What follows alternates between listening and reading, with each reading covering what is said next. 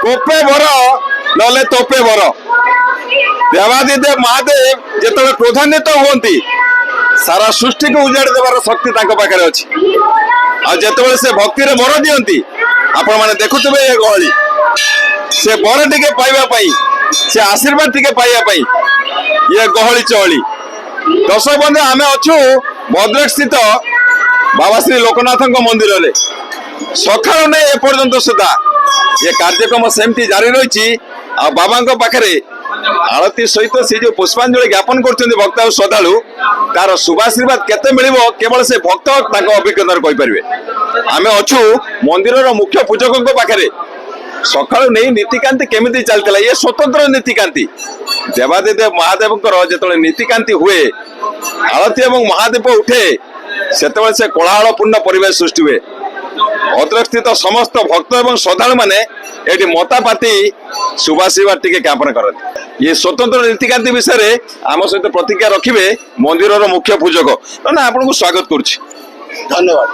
कौन कहे स्वतंत्र नीतिकांति वर्षर थर ही कोलाहलपूर्ण परिवेश सृष्टि हुए केमिति आरंभ है एपर्यंत केमिति चलছে महादेव केमिति उठिबो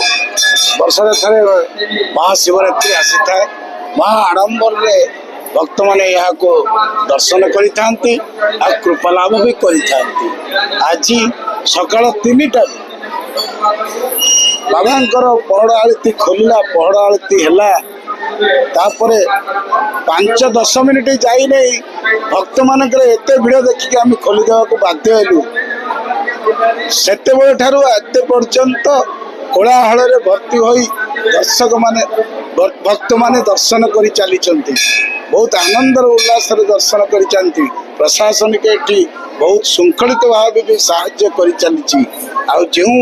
टीवी माध्यम आपण देखुचंती से चैनल हमको भी बहुत साहाय्य करी चली ये नीतिकांति गोटे स्वतंत्र भाव हुए बाबा लोकनाथ जो उपचार पूजा हुए केमिति पहर पूजा हुए आ से विषय आम दर्शक मैंने टिके जानियो चाहिए संध्या 6टारे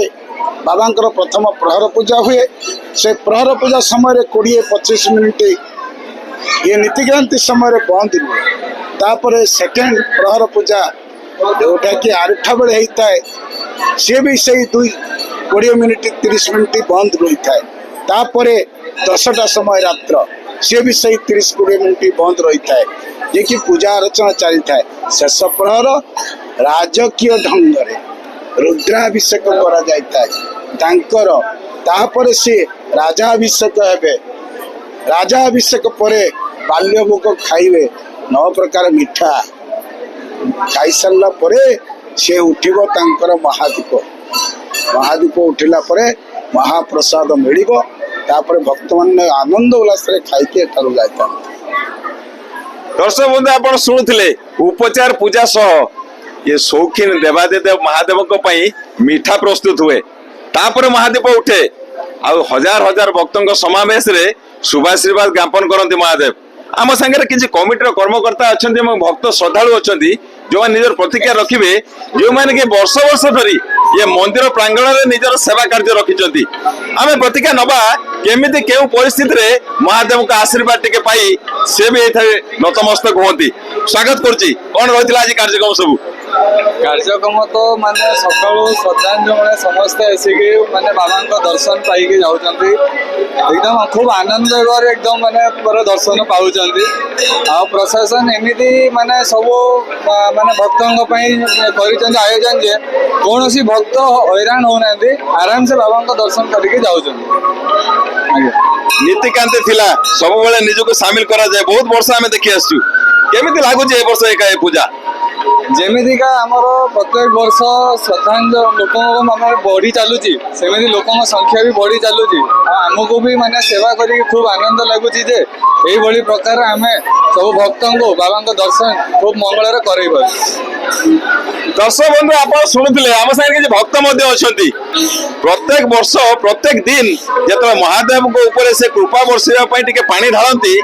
कौन मनासती मोर प्रतिज्ञा नवा परिचय रखु प्रियंका पंडा जगन्नाथपुर भद्रक कौन कहे प्रत्येक वर्ष एमती आसती आप केते खुशी लगुच बाबा को पूजा আচ্ছা এই যে পৃথিবীর এই মানে କରାଳ ଗତିରେ এই পৃথিবীর କରାଳ গতিରେ ଯୋଉ ଦୁଃଖ ଯନ୍ତ୍ରଣା ଭିତରେ ଆମେ ଯଦି କିଛି ପୁଣ୍ୟ ସଞ୍ଚୟ ନ କରିବା ତାର କେମିତି ବଞ୍ଚିବା ପାପରୁ ମୁକ୍ତ ହବା ବୁଝିଲେ ସେଥିପାଇଁ এই ଯୋଉ କିଛି ପୂଜା ପର୍ବ ପଡୁଛି ତାକୁ ଧ୍ୟାନର ସହିତ ଭକ୍ତିର ସହିତ ଲୋକମାନେ ଯଦି କରିବେ କିଛି ପାପରୁ ମୁକ୍ତ ହେବେ ତା ସହିତ ଭକ୍ତି ବଢିବ ମଣିଷ ମାତ୍ରାକେ ତ ପୂଜା ପାଠ ନ କଲେ